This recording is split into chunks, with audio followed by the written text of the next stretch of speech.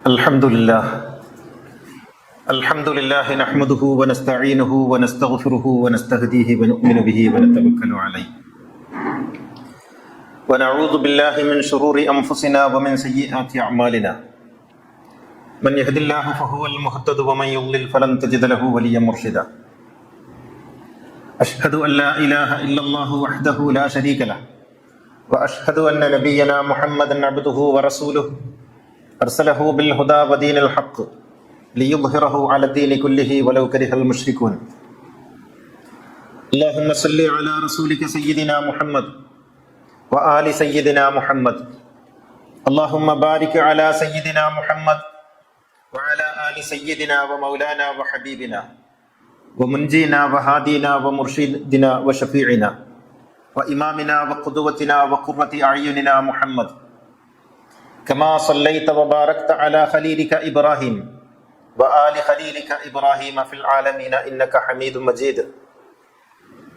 يا أيها الذين آمنوا اتقوا الله حق تقاته ولا تموتن إلا وأنتم مسلمون. أعوذ بالله من الشيطان الرجيم. بسم الله الرحمن الرحيم. إن أول بيت وضع للناس للذي ببكة مباركا وهدى للعالمين فيه آيات بينات مقام إبراهيم ومن دخله كان آمنا ولله على الناس حج البيت من استطاع إليه سبيلا ومن كفر فإن الله غني عن العالمين. സഹോദരന്മാരെ, സഹോദരികളെ, ജീവിതത്തിൽ സൂക്ഷ്മതയുള്ളവരായിരിക്കണമെന്ന് എന്നെയും നിങ്ങളെയും ഉണർത്തുകയാണ്. അള്ളാഹു നമ്മെ എല്ലാവരെയും സജ്ജനങ്ങളിൽ ഉൾപ്പെടുത്തി അനുഗ്രഹിക്കുമാറാകട്ടെ. കഴിഞ്ഞ വെള്ളിയാഴ്ച ഹർറ സംഭവത്തെക്കുറിച്ച് ഖുത്ബ നിർവഹിച്ചു. അത് ആളുകൾ കേട്ടപ്പോൾ ഉണ്ടായ ചില പ്രതികരണങ്ങൾ, അതിൻ്റെ വിശദാംശങ്ങൾ കൂടി അതിനുശേഷമുള്ള സംഭവങ്ങൾ കൂടി പറയാൻ എന്നെ നിർബന്ധിക്കുന്നു. വളരെ വൈകാരികമായ ഒരു സംഭവം ഉണ്ടായത് വയനാട്ടിലുള്ള ഒരു കർഷകനായ ഒരു സുഹൃത്ത്, അദ്ദേഹം ഹർറ സംഭവത്തെക്കുറിച്ച് കേട്ടിട്ട് ഇവിടെ വരികയും ഹർറ സംഭവത്തിൻ്റെ യാഥാർത്ഥ്യത്തെ അന്വേഷിച്ചറിയുകയും ചെയ്തതിനു ശേഷം അദ്ദേഹം പറഞ്ഞു, താൻ ആദ്യമായിട്ടാണ് ഈ സംഭവം കേൾക്കുന്നത്. മദീനയെ എത്രമേൽ ഞങ്ങളൊക്കെ ബഹുമാനിക്കുന്നുവെന്ന് നിങ്ങൾക്കറിയാമോ? എന്നിട്ട് അദ്ദേഹം പറഞ്ഞു, ഞാൻ മദീനയിൽ പോയാൽ 2 പ്രാവശ്യമാണ് പോയിട്ടുള്ളത്. ആ 2 പ്രാവശ്യവും ഞാൻ ചെരുപ്പ് ധരിക്കാതെയാണ് മദീനയിലൂടെ നടന്നത്. കാരണം പുണ്യപ്രവാചകൻ ചെരുപ്പ് ധരിച്ച് നടന്ന ഒരു മണ്ണിൽ ചെരുപ്പ് ധരിച്ച് നടക്കുന്നത് അദബുകേടാണ് എന്ന് വിചാരിച്ച് ആ പൊള്ളുന്ന നാളുകളിലും ഞാൻ ചെരുപ്പ് ധരിക്കാതെ നഗ്നപാതനായിട്ടാണ് നടന്നത്. അത്തരത്തിലൊരു പുണ്യഭൂമിയിൽ ഇത്തരം വൃത്തികേടുകൾ ചെയ്തു എന്ന് കേൾക്കുമ്പോൾ സഹിക്കാൻ കഴിയുന്നില്ല. അതുകൊണ്ട് ഞാൻ ഇനി മുതൽ എല്ലാ ദിവസവും അത് ചെയ്ത ആളുകൾക്കെതിരിൽ പ്രാർത്ഥിക്കുക എന്നുള്ളത് എൻ്റെ ധർമ്മമായി ഞാൻ പ്രതിജ്ഞ ചെയ്യുന്നു എന്ന് അദ്ദേഹത്തിൻ്റെ സ്വന്തം നിലക്ക് പറഞ്ഞു. അദ്ദേഹം ചെയ്തത് അദ്ദേഹത്തിൻ്റെ വൈകാരികമായൊരവസ്ഥയിൽ ആണ്. പിന്നീട് സംസാരങ്ങളൊക്കെ തുടർന്നു. ഞാൻ പറയുന്നത്, ഒരു ശരാശരി മുസ്ലിമിൻ്റെ മനസ്സിതാണ്. അവർ മദീനയെ എത്രമേൽ സ്നേഹിക്കുന്നു, മക്കയെ എത്രമേൽ സ്നേഹിക്കുന്നുവെന്ന് തിട്ടപ്പെടുത്താൻ സാധ്യമല്ല. അത്രമേൽ അളവറ്റ സ്നേഹമാണ് പ്രവാചകനോടും പ്രവാചകൻ അന്ത്യവിശ്രമം കൊള്ളുന്ന ആ മണ്ണിനോടും ഒക്കെ ഉള്ളത്. പക്ഷേ അവിടെയാണ് ഇത്തരം വൃത്തികേടുകൾ, നരനായാട്ടുകൾ യസീദും ഉമവി രാജകുടുംബവും ചെയ്തിട്ടുള്ളത്. എന്നിട്ട് അദ്ദേഹം പറഞ്ഞു, അദ്ദേഹം മാത്രമല്ല പലരും ഫോൺ ചെയ്തപ്പോഴും പറഞ്ഞു, അതിനുശേഷമുള്ള മക്കയിൽ നടന്ന സംഭവങ്ങൾ കൂടി ഒന്ന് വിശദീകരിക്കണം. കാരണം ഇതാരും പറഞ്ഞു തരുന്നില്ല, ഞങ്ങളിത് അറിയുന്നില്ല, ഇതറിയണമല്ലോ. മദീനയിൽ ഹർറ സംഭവത്തിന് ശേഷം അവിടെ 0 ഡേയ്സ് പ്രഖ്യാപിച്ചു. സംഭവങ്ങളൊക്കെ നമ്മൾ കഴിഞ്ഞ ആഴ്ച പറഞ്ഞു. എത്ര പേർ കൊല്ലപ്പെട്ടു എന്ന് ഇബ്നു കസീർ പറയുന്നുണ്ട്. ഇബ്നു കസീർ അൽ ബിദായ വൻ നിഹായ എന്ന അദ്ദേഹത്തിന്റെ ചരിത്ര പുസ്തകത്തിൽ പറയുന്നു, സഅൽതു സുഹ്രിയോട് ഞാൻ ചോദിച്ചു, കം കാനൽ ഖത്ല യൗമൽ ഹർറ, മദീനയിൽ എത്ര പേരെന്ന് കൊല്ലപ്പെട്ടിട്ടുണ്ടാകും? ഏതാണ്ട് മദീനയിൽ എത്ര പേർ കൊല്ലപ്പെട്ടിട്ടുണ്ടാകും? അപ്പോൾ അദ്ദേഹം പറഞ്ഞു, 700 മിൻ വുജൂഹിൻ നാസി മിനൽ മുഹാജിരീന വൽ അൻസാർ, അൻസാറുകളും മുഹാജിറുകളുമായ 700 സഹാബികൾ തന്നെ കൊല്ലപ്പെട്ടിട്ടുണ്ട്. വവുജൂഹുൽ മവാലി വമിമ്മൻ ലാ യുറഫു മിൻ ഹജ്ജിൻ വഅബ്ദിൻ വഗൈരിഹിം 10,000. അതല്ലാത്ത സാധാരണക്കാരായ ആളുകൾ 10,000-ലധികം കൊല്ലപ്പെട്ടിട്ടുണ്ട്. 700 സഹാബികൾ കൊല്ലപ്പെട്ടു. സാധാരണക്കാരായിട്ടുള്ള മറ്റ് ഉള്ളവർ 10,000-ലധികം കൊല്ലപ്പെട്ടു. ഈ 3 ദിവസങ്ങളിൽ മദീന എന്ന് പറയുന്ന ഒരു ചെറു പ്രദേശത്ത്. അങ്ങനെയാണ് ഭരണം മുന്നോട്ട് കൊണ്ടുപോകുന്നത്. അതിനുശേഷം ഈ മുസ്ലിം ഇബ്നു ഉഖ്ബ എന്ന് പറയുന്ന സൈന്യാധിപന്റെ നേതൃത്വത്തിൽ പിന്നെ അവർ ലക്ഷ്യം വെക്കുന്നത് മക്കയിലേക്കാണ്. നിങ്ങൾ ഓർക്കേണ്ടത്, ഇത് പ്രവാചകന്റെ പിന്മുറക്കാരെന്ന് പറയുന്ന ഖലീഫ എന്ന സ്ഥാനത്ത് ഇരുന്നിട്ട് ചെയ്യുന്ന പണികളാണ് ഇതൊക്കെ എന്ന് നിങ്ങൾ ഓർക്കണം. അങ്ങനെ മുസ്ലിം ഇബ്നു ഉഖ്ബ എന്ന സൈന്യാധിപന്റെ നേതൃത്വത്തിൽ ഈ വലിയ സംഘം മക്കയിലേക്ക് പോകുന്നു. പക്ഷേ മുസ്ലിം ഇബ്നു ഉഖ്ബക്ക് മക്കയിൽ എത്താൻ കഴിഞ്ഞില്ല. മുശല്ലൽ എന്ന് പറയുന്ന സ്ഥലത്തെത്തിയപ്പോഴേക്കും അയാൾക്ക് രോഗം ബാധിക്കുകയും അയാൾ അവിടെ വെച്ച് ചരമമടയുകയും ചെയ്തു. അങ്ങനെ അവിടെയാണ് കുഴിച്ചിട്ടത്.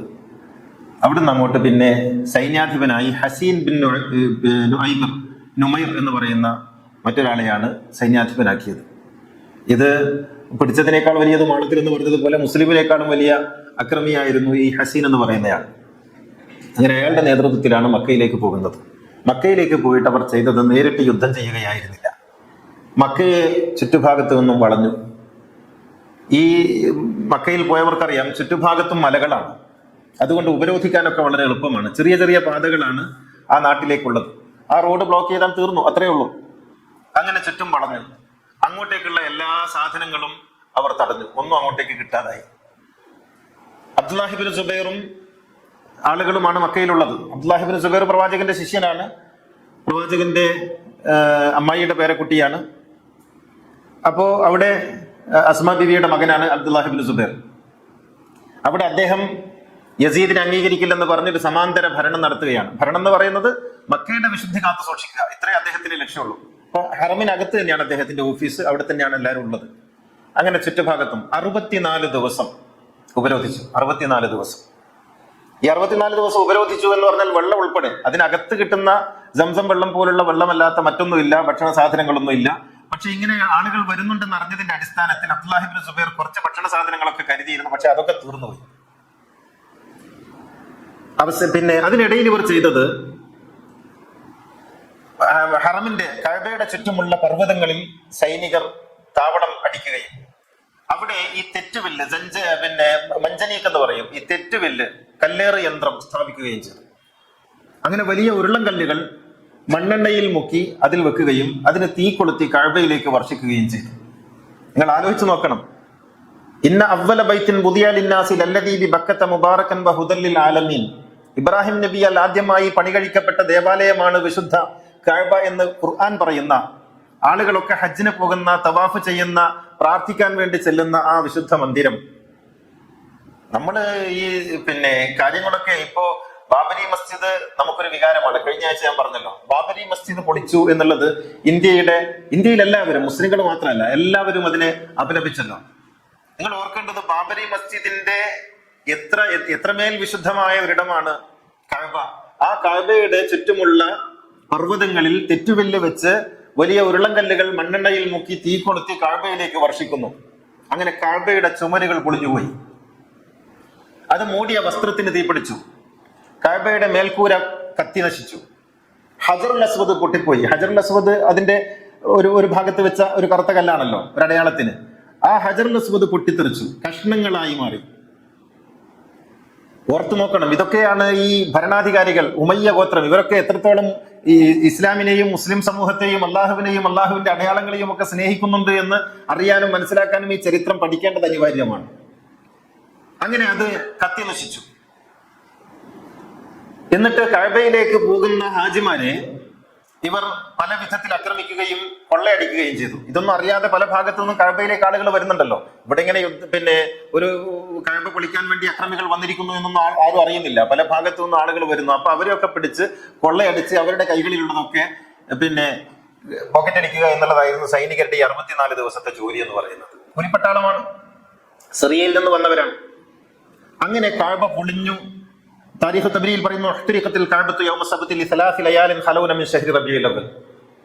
ഹിജ്റ 64-ാം വർഷം റബീഉൽ അവ്വൽ മാസത്തിൽ ഒരു ശനിയാഴ്ച കഅബ പൂർണ്ണമായും കത്തി നശിച്ചു.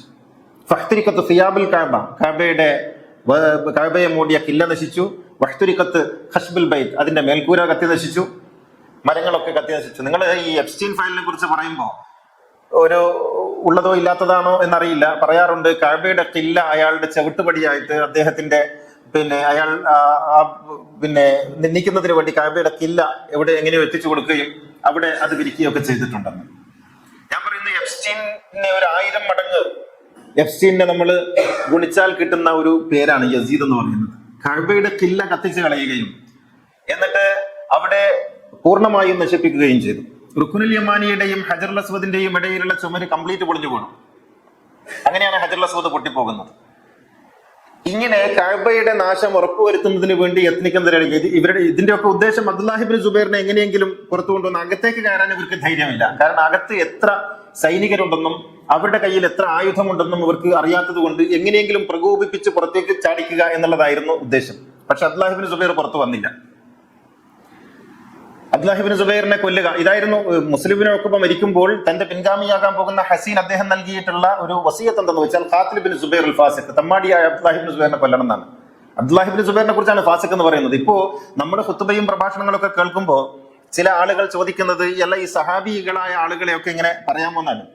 ഞാൻ പല ഖുത്ബകളിൽ പറഞ്ഞിട്ടുണ്ട്, ഈ സഹാബിയായ ആളുകൾ എന്ന് പറയുന്നത് ആരാണ്? അബ്ദുല്ലാഹി ഇബ്നു സുബൈറിനെ പോലുള്ള ഒരു സഹാബിയെ നമുക്ക് കാണാൻ സാധ്യമല്ലല്ലോ. അദ്ദേഹത്തെ കുറിച്ച് പറയുന്നത് ഫാസിഖ്, തെമ്മാടി എന്ന് പറയുന്ന ആളുകളെ നമ്മൾ എന്താ വിളിക്കേണ്ടത്? ഹുസൈനെ കൊന്ന ആളുകളെ നമ്മൾ എന്താ വിളിക്കേണ്ടത്? ഇതിനൊരു മറുപടി കിട്ടിയാൽ മതി. എന്നിട്ട് കഅബ പൊളിക്കാൻ വേണ്ടി അതിന്റെ അവസാന പൊളിയും നടത്തുന്നതിന് വേണ്ടി ഒരുക്കൂട്ടുമ്പോഴാണ് ഇവരുടെ തലതൊട്ടപ്പനായ യസീദ് ചത്തുപോയി എന്ന വിവരം അറിയുന്നത്. യസീദ് സിറിയയിൽ അദ്ദേഹം ജന്മം പ്രാപിച്ചു എന്ന വിവരം, രാജാവ് മരിച്ചുപോയി എന്നുള്ള വിവരം അറിയുന്നത്. അതോടുകൂടി ഇവരുടെ ആത്മവിശ്വാസം നഷ്ടപ്പെട്ടു. യസീദ് മരിച്ചുപോയാൽ പിന്നെ ഇതിന്റെ പിറകിൽ ശക്തിയില്ലാതായല്ലോ. അപ്പോൾ അബ്ദുല്ലാഹി ഇബ്നു സുബൈർ പുറത്തു വന്നു. ഇദ്ദേഹം മരിച്ചു എന്നുള്ളവർ അറിഞ്ഞപ്പോൾ അബ്ദുല്ലാഹി ഇബ്നു സുബൈർ പുറത്തു വന്നു. അദ്ദേഹം ഉറക്കെ വിളിച്ചു പറഞ്ഞു, യാ അഹ്ലൽ ഷാം, അല്ലയോ സിറിയക്കാരെ, ഖദ് അഹ്ലകല്ലാഹു തഗിയതക്കും, നിങ്ങളുടെ തമ്മാടി ചത്തുപോയി. ഫമൻ അഹബ്ബ മിൻകും യദ്ഖുല ഫീമാ ദഖല ഫീഹി الناس ഫൽയഫ്അൽ, ആരെങ്കിലും നല്ല വഴിയിലേക്ക് പ്രവേശിക്കാൻ ആഗ്രഹിക്കുന്നുവെങ്കിൽ അവർക്ക് ഇതൊരു അവസരമാണ്. വമൻ അഹബ്ബ അൻ യർജിഅ ഇല ഷാം ഫൽയർജി, അല്ല സിറിയയിലേക്ക് തിരിച്ചു പോകണമെന്നുള്ളവർക്ക് ഇപ്പോൾ തിരിച്ചു പോകാം, ഞാൻ പ്രതികാര നടപടിയൊന്നും എടുക്കുന്നില്ല എന്ന് പറയുകയും അബ്ദുല്ലാഹി ഇബ്നു സുബൈർ ഒരു അവസരം നൽകുകയും ചെയ്തു. അങ്ങനെ അബ്ദുല്ലാഹി ഇബ്നു സുബൈറിന്റെ ഈ ഒരു അവസരം മുതലെടുത്ത് സൈനികരിൽ ഏതാണ്ട് പകുതി മുക്കാൽ ആളുകളും സിറിയയിലേക്ക് തിരിച്ചുപോയി. ചില ആളുകളൊക്കെ അബ്ദുല്ലാഹി ഇബ്നു സുബൈറിനോട് മാപ്പ് പറയുകയും ഗത്യന്തരമില്ലാതെ ചെയ്യേണ്ടി വന്നതാണെന്ന് പറയുകയും അവിടെ തുടരാൻ അനുവദിക്കുകയും ചെയ്തു. അതിനുശേഷം ഈ ഹസീൻ എന്ന് പറയുന്ന കൊള്ള സംഘത്തിന്റെ തലവൻ അബ്ദുല്ലാഹി ഇബ്നു സുബൈറിന്റെ അടുത്ത് വന്നിട്ട് പറഞ്ഞു, ഞങ്ങൾ നിങ്ങളെ ഖലീഫയാക്കാം, എനിക്ക് സിറിയയിൽ നിന്നൊരു അറിയിപ്പ് ലഭിച്ചിട്ടുണ്ട്, നിങ്ങളെ ഖലീഫയാക്കാം, നിങ്ങൾ സിറിയയിൽ വന്ന് ഭരണം ഏറ്റെടുക്കണം, ഞങ്ങളുടെ ആസ്ഥാനത്തായിരിക്കണം നിങ്ങളുടെ ഭരണം, അതിന് ഞങ്ങൾ തയ്യാറാണെന്ന് പറഞ്ഞപ്പോൾ അബ്ദുല്ലാഹി ഇബ്നു സുബൈർ പറഞ്ഞു, നിങ്ങളുടെ തന്ത്രം കയ്യിലിരിക്കട്ടെ, തിരിച്ചു പോയാൽ മതി എന്ന് പറയുകയും എന്നിട്ട് അദ്ദേഹം അവിടെ ആ ഓഫർ നിരസിക്കുകയും ചെയ്തു. കാരണം അവിടെ കൊണ്ടുപോയി നശിപ്പിക്കാനായിരിക്കും ഇവരുടെ പദ്ധതി. എല്ലാ തന്ത്രങ്ങളും എല്ലാ കുതന്ത്രങ്ങളും ചതിപ്രയോഗങ്ങളും നടത്തുന്ന സംഘത്തിന്റെ പേരാണല്ലോ ഈ അമവി ഗോത്രം എന്ന് പറയുന്നത്. അബൂ സുഫിയാനും അയാളുടെ മക്കളും എല്ലാം ഈ ചതിപ്രയോഗങ്ങളിൽ കുപ്രസിദ്ധരാണ് ആദ്യം മുതലേ. അങ്ങനെ അവർ തിരിച്ചുപോയി. അതിനുശേഷം അബ്ദുല്ലാഹി ഇബ്നു സുബൈർ കഅബ പൂർണ്ണമായും പൊളിച്ച് അവിടെ മറ്റൊരു കെട്ടിടം പണിതു. ഇന്ന് നമ്മൾ കാണുന്ന കെട്ടിടത്തിന്റെ രൂപരേഖ ഉണ്ടാക്കിയത് അബ്ദുല്ലാഹി ഇബ്നു സുബൈറാണ്. ഹിജ്ർ ഇസ്മായിൽ എന്ന് പറയുന്ന അതിന്റെ പിറകിലുള്ള ഭാഗം, ആ ഭാഗം കഅബയിലേക്ക് കൂട്ടിച്ചേർക്കുകയും കഅബയ്ക്ക് 2 വാതിലുകൾ പണിയുകയും ചെയ്തു. പിന്നീട് 2 വാതിലുകൾ എന്നതുകൊണ്ട് ഒറ്റ വാതിലാക്കി മാറ്റി. ഈ ഹിജ്ർ ഇസ്മായിൽ പണിയുന്നത് അലാഫൽ ഹിജ്റ ഇലാ ദാഖിൽ ബിനാഇൽ കഅബ, കഅബയുടെ അകത്തേക്ക് അതിനെ പ്രവേശിപ്പിച്ചു. കാരണം നബി യുരീദു ദാലിക്, പ്രവാചകൻ അങ്ങനെ ചെയ്യാൻ ആഗ്രഹിച്ചിരുന്നു, പക്ഷെ റസൂലുള്ളാഹിക്ക് അത് കഴിഞ്ഞില്ല. ജഅലൽ കഅബത ബാബൈനി, 2 വാതിലുകൾ കഅബയ്ക്ക് വെച്ചു. ഇങ്ങനെ ഒരു ഇന്ന് കാണുന്ന രൂപത്തിലേക്ക് കഅബയെ കൊണ്ടുവന്ന ആളാണ് ഇബ്നു സുബൈർ. പക്ഷെ ഇബ്നു സുബൈറിനെ അവർ ബാക്കി വെച്ചില്ല. അപ്പോൾ തിരിച്ചുപോയെങ്കിൽ പോലും പിന്നീട് ഹജ്ജാജ് ഇബ്നു യൂസുഫിനെ, അബ്ദുൽ മലിക്കിന്റെ കാലഘട്ടത്തിൽ ഹജ്ജാജ് ഇബ്നു യൂസുഫ് എന്ന് പറയുന്ന ലോകം കണ്ട ഏറ്റവും നിന്ദ്യനും തെമ്മാടിയുമായ ഒരു മനുഷ്യൻ കഅബയിലേക്ക് വരികയും അങ്ങനെ കഅബ പൂർണ്ണമായും അബ്ദുല്ലാഹി ഇബ്നു സുബൈർ ഉണ്ടാക്കിയ ഭാഗം പൂർണ്ണമായും നശിപ്പിക്കുകയും എന്നിട്ട് അബ്ദുല്ലാഹി ഇബ്നു സുബൈറിനെ ഞാൻ കഴിഞ്ഞ ഖുത്ബയിൽ പറഞ്ഞതുപോലെ കഅബയുടെ മുറ്റത്ത് വെച്ച് ഇപ്പോൾ തവാഫ് ചെയ്യുന്ന ആ ഒരു സ്ഥലമുണ്ടല്ലോ, മത്താഫ് എന്നറിയപ്പെടുന്ന സ്ഥലം, അവിടെ ഒരു കഴുമരം നാട്ടുകയും അങ്ങനെ അബ്ദുല്ലാഹി ഇബ്നു സുബൈർ എന്ന് പറയുന്ന മഹാനായ പ്രവാചക ശിഷ്യനെ അവിടെ തൂക്കിലേറ്റി കൊലപ്പെടുത്തുകയും ചെയ്തു. ഇതാണ് ചരിത്രം എന്ന് പറയുന്നത്. ഈ സംഭവങ്ങൾ യഥാർത്ഥത്തിൽ പൂർണ്ണമായും തിരസ്കൃതമാണ്. ഇത് മറയ്ക്ക് പിന്നിലാണ്, ഇതാരും പറയാത്തതാണ്.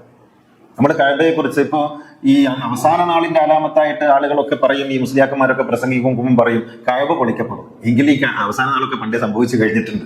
കഅബയൊക്കെ അന്നേ പൊളിക്കപ്പെട്ടിട്ടുണ്ട്, മറ്റൊരാളും ചെയ്തിട്ടില്ല. നിങ്ങൾ ആലോചിച്ച് നോക്കൂ, ഈ പ്രവാചകൻ വരുന്നതിന് മുൻപ് വിശ്വാസികളല്ലാത്ത ആളുകൾ പോലും, ധർമ്മനിഷേധികളായ ആളുകൾ പോലും, മുശ്രിക്കുകൾ പോലും കഅബയോട് പെരുമാറിയിരുന്നത് എങ്ങനെയായിരുന്നു? കഅബയെ അവർ കുഞ്ഞുങ്ങൾ ജനിച്ച കഅബയുടെ മുന്നിൽ കൊണ്ടുവന്നാണ് പേര് വിളിക്കുന്നത്. അവിടെയാണ് അവരുടെ എല്ലാ പ്രശ്നങ്ങളും പരിഹരിക്കപ്പെടുന്നത്. വലിയ വലിയ കവികളൊക്കെ കവിത എഴുതിയാൽ കഅബയിൽ കെട്ടിത്തൂക്കി ആളുകൾക്ക് പ്രദർശിപ്പിച്ചതിന് ശേഷമായിരുന്നു അവർ പ്രസിദ്ധീകരിച്ചിരുന്നത്.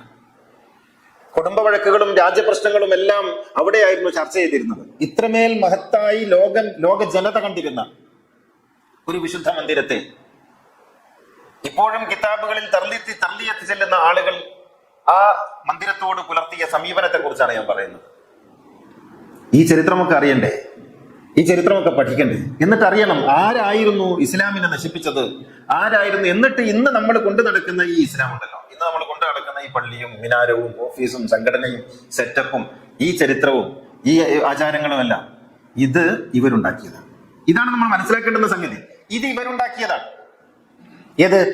മദീനയെ നശിപ്പിച്ച, മദീനയിലെ സ്ത്രീകളെ ബലാത്കാരം ചെയ്ത, മദീനയിൽ സഹാബികളെ കൊന്നു തള്ളിയ, കർബലയിൽ ഹുസൈൻ അലൈഹിസ്സലാത്തു വസ്സലാമിനെ കൊന്ന, അലി ഇബ്നു അബി താലിബിനെ കൊന്ന, ഹസൻ റളിയല്ലാഹു അൻഹുവിനെ കൊന്ന, ഫാത്തിമ ബീവിയുടെ വീട്ടിന് തീവച്ച, കഅബ പൊളിച്ച, അബ്ദുല്ലാഹി ഇബ്നു സുബൈറിനെ കൊല ചെയ്ത, സഹാബികളെ കൊല ചെയ്ത, സിഫീൻ യുദ്ധം ചെയ്ത ഈ മനുഷ്യരുണ്ടാക്കിയ മതത്തിലാണ് ഇന്ന് നമ്മളുള്ളത്. ഇത് തിരിച്ചറിഞ്ഞാൽ മതി. ഇന്ന് നമ്മൾ കൊണ്ടുപോകുന്നത് ഇവർ എഴുതി വെച്ച കിതാബുകളാണ്, ഇവർ എഴുതി വെച്ച ചരിത്രമാണ്, ഇവരുണ്ടാക്കിയ ഫിഖ്ഹാണ്, ഇവരുണ്ടാക്കിയ രീതിശാസ്ത്രമാണ്. അതുകൊണ്ടാണ് ഇന്ന് ഇസ്ലാം വെറുക്കപ്പെട്ടതായി മാറിയത്. അതുകൊണ്ടാണ് ലോകത്ത് ഇസ്ലാം എന്ന പേര് കേൾക്കുമ്പോൾ ആളുകൾ ഭയപ്പെടുന്നത്. കാരണം ചോരയുടെ മണമുണ്ട് ഇന്ന് നമ്മൾ പോകുന്ന ഇസ്ലാമിന്. അത് ആരുടെ ചോര? പ്രവാചക കുടുംബത്തിന്റെയും പ്രവാചക ശിഷ്യന്മാരുടെയും ചോരയുടെ മണം. ഇന്ന് നമ്മൾ പോകുന്ന ഇസ്ലാമിന് വാളിന്റെ മൂർച്ചയുണ്ട്. ഈ ഇസ്ലാമിന് മനുഷ്യരെ സ്നേഹിക്കാൻ കഴിയില്ല. ഈ ഇസ്ലാമിന് സമാധാനം ഉണ്ടാക്കാൻ കഴിയില്ല. ഈ ഇസ്ലാമിന് സമൂഹത്തോട് ഒന്നും പറയാനുള്ള യോഗ്യതയില്ല. കാരണം ഇത് ഇത്തരത്തിൽ അക്രമത്തിന്റെയും ക്രൂരതയുടെയും വഴികളിലൂടെയാണ് കടന്നു വന്നിട്ടുള്ളത്. ഈ ഇസ്ലാം ആദ്യം കൊന്ന ആളുടെ പേര് മുഹമ്മദ് നബി എന്നാണ്. ഇന്ന് നമ്മൾ കൊണ്ടു നടക്കുന്ന ഈ ഇസ്ലാം ഉണ്ടല്ലോ, ഈ ഇസ്ലാം ആദ്യമായിട്ട് കൊന്ന മനുഷ്യന്റെ പേര് മുഹമ്മദ് നബി എന്നാണ്. രണ്ടാമതായിട്ട് കൊന്ന മനുഷ്യന്റെ പേര് ഫാത്തിമ ബീവി എന്നാണ്. മൂന്നാമതായിട്ട് കൊന്നത് അലി ഇബ്നു അബി താലിബാണ്. ഈ ഇസ്ലാം, ആ ഇസ്ലാമിലാണ് നമ്മളുള്ളത്. ആ ഇസ്ലാമിനെയും കെട്ടിപ്പിടിച്ചുകൊണ്ടാണ് നമ്മൾ നടക്കുന്നത്. ആ ഇസ്ലാമിന്റെ കിതാബുകളാണ് നമ്മുടെ മുസ്ലിയാക്കന്മാരും മൗലവിമാരും അറബി കോളേജുകളിലും ദർസുകളിലും പഠിക്കുന്നത്. ഈ ചരിത്രം അറിയുമ്പോഴല്ലേ മുഹമ്മദ് നബിയുടെ ഇസ്ലാമിലേക്ക് നമുക്ക് എങ്ങനെ തിരിച്ചു പോകാൻ കഴിയുമെന്നുള്ളത് നമുക്ക് ആലോചിക്കാൻ പറ്റുള്ളൂ. തെറ്റായ വഴിയിലൂടെ സഞ്ചരിക്കുന്നു എന്ന് ബോധ്യപ്പെട്ടാലല്ലേ ശരിയായ വഴിയെക്കുറിച്ച് നമ്മൾ ചിന്തിക്കുള്ളൂ. എന്തിനാണ് ഈ ചരിത്രം പറയുന്നത് എന്നാണ് ചില ശുദ്ധ മനസ്കരായ ആളുകൾ ചോദിക്കുന്നത്. എന്തിനാണ് ഈ ചരിത്രമൊക്കെ പറയുന്നത്? കഴിഞ്ഞു പോയതല്ലേ, എന്തിനിത് വെറുതെ ഓർമ്മിപ്പിക്കുന്നു? ഓർമ്മിക്കണം, ഓർമ്മകൾ ഉണ്ടായിരിക്കണം. നമ്മൾ ഇത്രയും കാലം ഈ തെറ്റായ വഴിയിലൂടെയാണ് സഞ്ചരിച്ചത്, ഈ തെറ്റായ ചരിത്രത്തിലൂടെയാണ് സഞ്ചരിച്ചത് എന്നറിയുമ്പോഴേ ശരിയായ ദിശയിലേക്ക് പോകാനുള്ള ഒരു ആഗ്രഹമെങ്കിലും ഉള്ളിലുണ്ടാവുള്ളൂ. ഈ മനുഷ്യന്മാരുണ്ടാക്കിയ കപട മതത്തിലാണ്, തെറ്റായ മതത്തിലാണുള്ളത്. ഇത് പിശാചിന്റെ മതമാണ്, അള്ളാഹുവിൻ്റെതല്ല. ഇത് മുആവിയയുടെ മതമാണ്, മുഹമ്മദ് നബിയുടേതല്ല. അതുകൊണ്ട് ഖുർആൻ ഇവരുണ്ടാക്കിയ ഈ ഹദീസ് മതത്തെ, ഇവരുണ്ടാക്കിയ ഈ രോമ മതത്തെ, അങ്ങനെയാണല്ലോ, താടിയാണല്ലോ മതം, ഇവരുണ്ടാക്കിയ ഈ രോമ മതത്തെ, ഇവരുണ്ടാക്കിയ ഈ ഹദീസ് മതത്തെ, ഇവരുണ്ടാക്കിയ ഈ ആചാര മതത്തെ, ഇവരുണ്ടാക്കിയ ഈ പർദാ മതത്തെ, ഇവരുണ്ടാക്കിയ ഈ തൊപ്പി മതത്തെ, ഇവരുണ്ടാക്കിയ ഈ ആഭാസ മതത്തെ, ഇവരുണ്ടാക്കിയ ഈ വർഗീയ മതത്തെ കാലുകൊണ്ട് തട്ടിത്തെറിപ്പിച്ച് മുഹമ്മദ് നബിയുടെ സമാധാനപൂർണമായ ഇസ്ലാമിലേക്ക് പ്രവേശിക്കാൻ നമ്മൾ തയ്യാറാകുമ്പോൾ നമ്മൾ മുസ്ലിങ്ങളായി തീരും. അല്ലെങ്കിൽ നമ്മൾ മുആവിയലിസ്റ്റുകളായി ജീവിച്ച് മരിക്കേണ്ടി വരും. അല്ലാഹു അനുഗ്രഹിക്കുമാറാകട്ടെ. അഖൂലു ഖൗലി ഹാദാ വഅസ്തഗ്ഫിറുല്ലാഹൽ അദീമ ലി വലക്കും വഅസ്തഗ്ഫിഹി അന്നി വഅൻകും വഅൻ ജമീഇൽ മുസ്ലിമീന വൽ മുഅ്മിനീന അജ്മഈന ഫസ്തഗ്ഫിറു ഇന്നഹു ഹുവൽ ഗഫൂറുർ റഹീം. അൽഹംദുലില്ലാഹില്ലദീ ഹദാനാ ലിഹാദാ വമാ കുന്നാ ലിനഹ്തദിയ ലൗലാ അൻ ഹദാനല്ലാഹ്. അസ്സലാത്തു വസ്സലാമു അലാ സയ്യിദിനാ മുഹമ്മദിൻ സയ്യിദിൽ കൗനൈൻ മഹ്ബൂബി റബ്ബിൽ മശ്രിഖൈനി വൽ മഗ്രിബൈൻ ഖാതമിൽ അംബിയാഇ സയ്യിദിൽ മുർസലീൻ മുറാദിൽ മുഷ്താഖീൻ മഹ്ബൂബിൽ ആശിഖീൻ ജദ്ദിൽ ഹസൻ വൽ ഹുസൈൻ സാഹിബിൽ ഹറമൈൻ വബ്നി ദബീഹൈൻ സയ്യിദിനാ മുഹമ്മദ് ഇബ്നു അബ്ദുല്ലാഹ് ഇബ്നു അബ്ദുൽ മുത്തലിബ് സല്ലല്ലാഹു അലൈഹി വഅലാ ആലിഹി വസഹ്ബിഹി الذين جاهدوا بأموالهم في سبيل الله وباعوا نفوسهم لدين الهدى رضي الله عنهم ورضوا عنه ذلك لمن خشي ربه إن الله وملائكته يصلون على النبي يا أيها الذين آمنوا صلوا عليه وسلموا تسليما. സഹോദര സഹോദരികളെ, തഖ്വയുള്ളവരായിരിക്കണം എന്നൊന്നുകൂടി ഉണർത്തുകയാണ്. നാളെ അഥവാ 11-ാം തീയതി ശനിയാഴ്ച ഇവിടെ നമ്മുടെ അകമ്പൊരുൾ ഭവനിൽ വെച്ച് ഗുരു നിത്യ ചൈതന്യതയെ ഓർക്കുന്ന ഒരു പ്രോഗ്രാം നടക്കുകയാണ്. ഗുരുക്കന്മാരെല്ലാം ഒരേ സരണിയിലുള്ളവരാണ്. അവരൊക്കെയും പ്രസരിപ്പിക്കുന്നത് ഒരേ പ്രകാശമാണ്. പ്രകാശത്തിന് വ്യത്യസ്തതകളില്ല, ഒന്നാണ്. പലതാണെന്ന് പറയാൻ പലരും നിരന്തരമായി ശ്രമിച്ചുകൊണ്ടിരിക്കുന്നുണ്ട്. പക്ഷേ ഒന്നായി കാണാൻ ആഗ്രഹിക്കുന്ന മനുഷ്യന്റെ മനസ്സിന്റെ ആ നൈർമല്യത്തെ ഇല്ലാതാക്കാൻ ഇവർക്ക് കഴിയുന്നില്ല. പലതല്ല, ഒന്നാണ്. പല മതസാരവും ഏകമെന്ന് പാരാതുലകിലൊരാനയിൽ അന്ധരെന്ന പോലെ പാമരന്മാര് പലതും പറഞ്ഞുകൊണ്ടിരിക്കുകയാണ്. ഒരിക്കൽ ഗാന്ധിജിയും നാരായണ ഗുരുവും തമ്മിൽ ഒരു സംഭാഷണം നടന്നു ശിവഗിരിയിൽ വെച്ച്. അപ്പോൾ ഗാന്ധിജി മനുഷ്യനെ കുറിച്ച് പറഞ്ഞു, ഗുരു, മനുഷ്യർ പല വിധത്തിലല്ലേ, അതെങ്ങനെയാണ് ഒന്നാവുക എന്നൊരു സന്ദേഹം ഗാന്ധിജിക്കുണ്ടായി. ഗുരു പറഞ്ഞു, അല്ല, ഒന്നാണ്. അതെങ്ങനെ എന്നായി ഗാന്ധിജി. അപ്പൊ ഗുരു പറഞ്ഞു, കണ്ട പുളിമരം കണ്ടോ, ആ പുളിമരത്തിന്റെ ഇലകളൊക്കെയും വ്യത്യസ്തമാണല്ലേ? അതെ, വ്യത്യസ്തമാണ്. എന്നാൽ ആ പുളിമരത്തിന്റെ ഇലകളൊക്കെ എടുത്ത് ഒന്ന് കുത്തി അതിന്റെ ചാറെടുത്ത് നോക്കൂ, ഒരൊറ്റ രുചിയായിരിക്കും. അങ്ങനെയാണ് ഈ സമൂഹത്തെ ഗുരുക്കന്മാർ നിർണയിച്ചിട്ടുള്ളത്.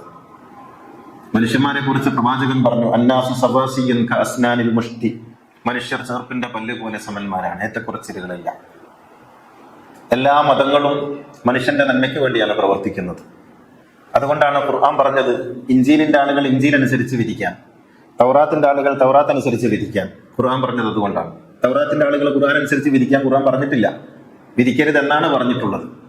ഇത് പക്ഷേ നമ്മുടെ പുരോഹിതന്മാർക്ക് മനസ്സിലാവില്ല. മനസ്സിലായാലും അവരത് പറയില്ല. കാരണം അവരുടെ അന്നം ഈ ശുദ്ധിവാദത്തിലാണ് ഇരിക്കുന്നത്.